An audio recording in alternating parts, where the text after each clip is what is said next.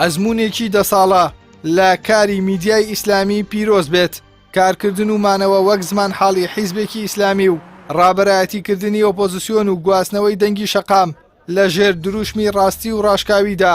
ئەمانە ئەرکی کەناڵی ئاسمانی پەیام بوون کە بە ئامانەتەوە لە ئەستۆی گرتوون. ئەندامانی ئەنجومەنی سیاسی و سەرکردایەتی کۆمەڵی ئیسلامیش پێیان وایە پەیام میدیای حیزبی تێپەڕاندووە و ڕۆژنامەنووسەکانی بەرپرسیارانە و لە بەرژەوەندی خەڵکدا کار دەکەن.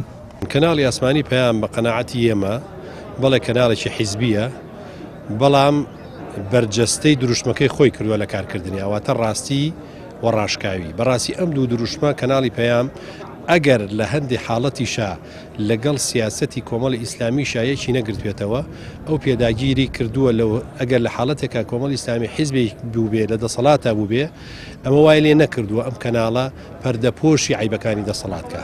ڕاستی ئەو دەسەڵاتە گەندەڵەکانی ئەو دەسەڵاتی خستۆتە ڕوو بە جەماوەر و هیچ کاتێک لە مەسڵی نەکردوێتەوە. کەناڵی ئاسمانی پەیام بە دەرلەوەی کە دەنگ و ڕەنگی کۆمەڵی ئیسلامیەوە لە ڕاستیدا توانین بڵێن دەنگ و ڕەنگی خەڵکی کوردستانیش بووە و توانیوێتی پەیامی خۆی ڕازگویانەوە خەڵکی کوردستان بگەێنێ و بە چەند لە ڕووی بانگەوازەوە توانیوێتی خزمەت بکە ئەوەندەش لە ڕێی وشیاری کۆمەلگا و گەیاندنی هەواڵ لە کاتەکانی خۆیە و شارکردنەوەی کۆمەلگا لە ڕووی سیاسی و کۆمەڵایەتی و بەرنامە جۆراوجۆرەکانی. بۆ کۆمەڵی ئیسلامی کەناڵی پەیام ڕۆڵی گواستنەوە و گەیاندنی هەڵوێست و بۆچوونی ئەو حیزبەی بینیوە لەسەر کۆی پرسە سیاسی و کۆمەڵایەتیەکان. بۆ خەڵکی کوردستانیش پەیام ئاوێنەی داواکاری و بڵندگۆی دەنگی ناڕازی شەقامە. هاوکات ڕۆڵی کاریگەری هەبووە لە ئاشکراکردن و بڵاوکردنەوەی گەندەڵی دەسەڵاتدارانی هەرێم و لە ژێر هیچ فشارێکدا دەستبەرداری پەیامە ڕاستەقینەکەی خۆی نەبووە. با بڕوای بەشێک لە چاودێرانی سیاسی و ڕۆژنامەنووسان کەناڵی پەیام سەکۆی دەرکەوتنی هەموو دەنگ و ڕەنگە جیاوازەکانە. توانیومانە لە ڕێگەی پەیام و ئەو پلان و بەرنامانەی کامان بۆ یاخود ئەو مەسیجانەی کە ویسومانە بگات لە ڕێگەی کەناڵی ئاسمانی پەیام و کەناڵەکانی دیکە، بەتایبەت کەناڵی ئاسمانی پەیام بۆ ئەوەی بۆ ئێمە کەناڵێک بۆ کە زیاترین مزداقیەتمان تیابینیوە کە بتوانین پەیامەکانی خۆمان لێەوە بگەێنین.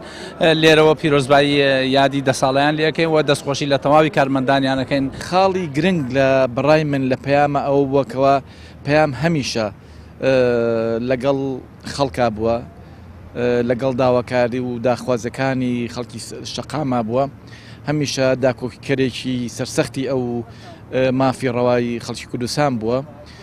ئەمە خاڵێکی زۆر گرنگە لە پەیامە. خاڵێک تر بەڕاستی لە یەکەم ڕۆژەوە کەناڵی ئاسمانی پەیام ڕاستە کەناڵێکی حیزبی بووە، بەڵام تا ئاسێکی زۆر کەناڵی هەمووان بووە، سەر بەخۆی خۆی پاراستووە. سەرەڕای هەموو بربەستە دارایی و سیاسی و ئەمنیەکان ڕۆژنامەنووسانی کەناڵی پەیام 10 ساڵە لە هەوڵدان بۆ ڕووماڵکردنی پیشەیانەی سەرجەم ڕووداوە سیاسی و کۆمەڵایەتی و کەلتوری و سەربازیەکان، هەروەها هەمیشە تواناکانیان لە ژێر دروشمی ڕاستی و ڕاشكاویدا خستۆتە گەڕ بۆ هۆشیارکردنەوەی هاوڵاتیان و ئاشکراکردنی نادادی و دەرخستنی ستەم و گەندەڵی دەسەڵاتدارانی هەرێمی کوردستان. ئیحسان سابر، کەناڵی ئاسمانی پەیام، سلێمانی.